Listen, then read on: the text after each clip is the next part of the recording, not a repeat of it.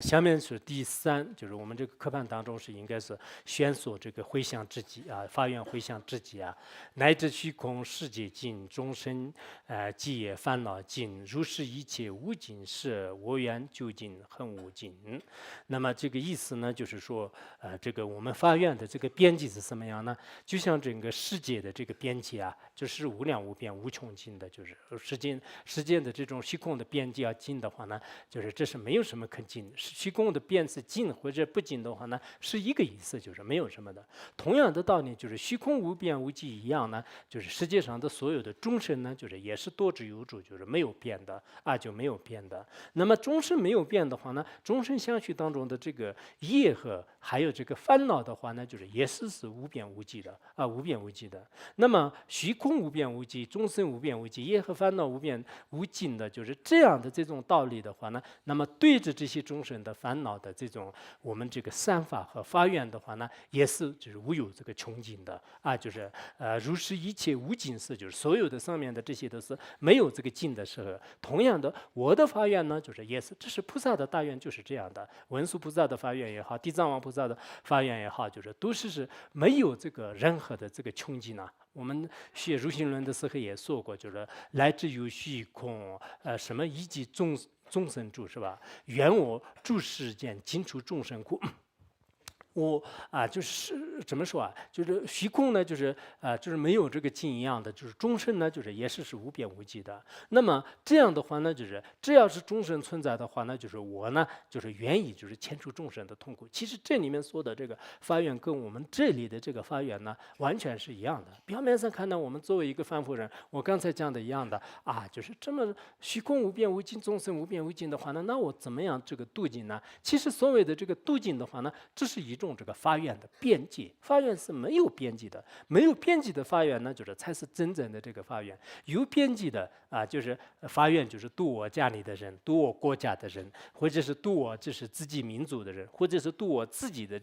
这种越来越这个狭窄的这种思想的话呢，其实是它不是这个大乘的这种力量就是菩萨触法性弘法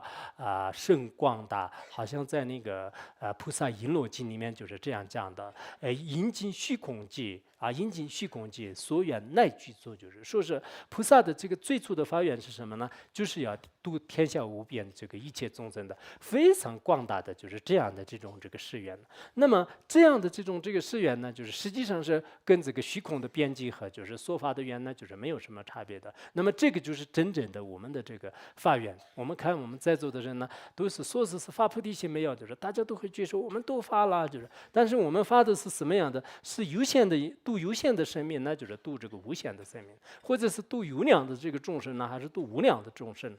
就是大家都觉得口头上可能说度无量的众生，为什么是无量的众生呢？我们都知道是这个世界上确实是众生是没有变的，但是如果众生没有变的话呢，我们度也度不尽，就是这是不是一种这个狂妄的这个心呢？实际上不是的就实际上不是的。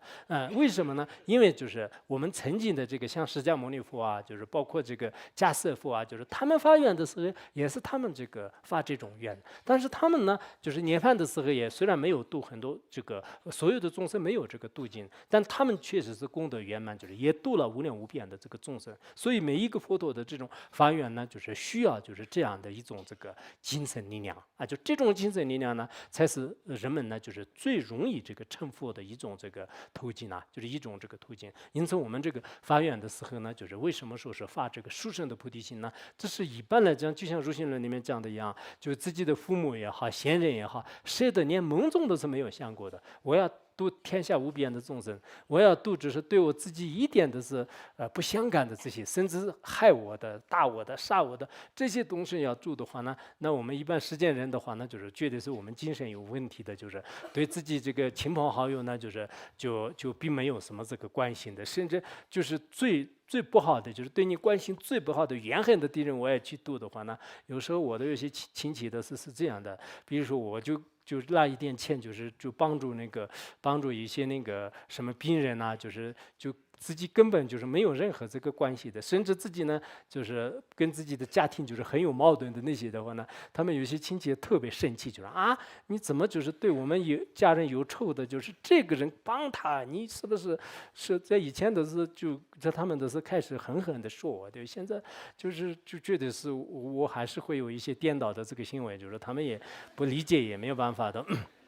说我们这是也是这个情有可原的，很多这个实践的这种想法呢，就是这样的，就是所谓的我的话呢，就是一个特别就是狭窄的一个范围。但是真正的这个佛教的精神呢，它完全是超出了这个民族也好，国家也好，或者说是一个整个这个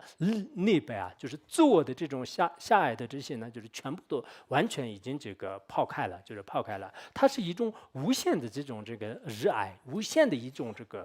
力量，就是这种力量呢，就是无条件的，就是赐予就是所有的这个众生，这就是真实这个菩提心的含义。所以，我们每一个人呢，就是即使你的相续当中还没有得到的话呢，的确也是发自内心的这个学习和这个欢喜啊，这是应该就是觉得这个需要的，因为他是在这个世界上所有的思想当中哪有这样的，所有的思想都是围绕就是自我的这种弘扬啊，就自我的一种发展，甚至呢，就像现在就是很多人就是造这个原子弹呢，就是一个这个零件就是按一下就整个这个世界上的多少人就是可以毁灭的。现在很多人的思想都变成这样颠倒的这个时刻的时候呢，谁有就是让这个度化或者是帮助就是天下无边的一切这个生命的这种这个力量？所以我们呢，应该就是有时候也感觉得到啊，就是遇到这样的法门是应该说是不幸当中的一种这个万幸，但是要付诸于实践的话，那就是需要就是大家就是长期的这个努力和奋斗。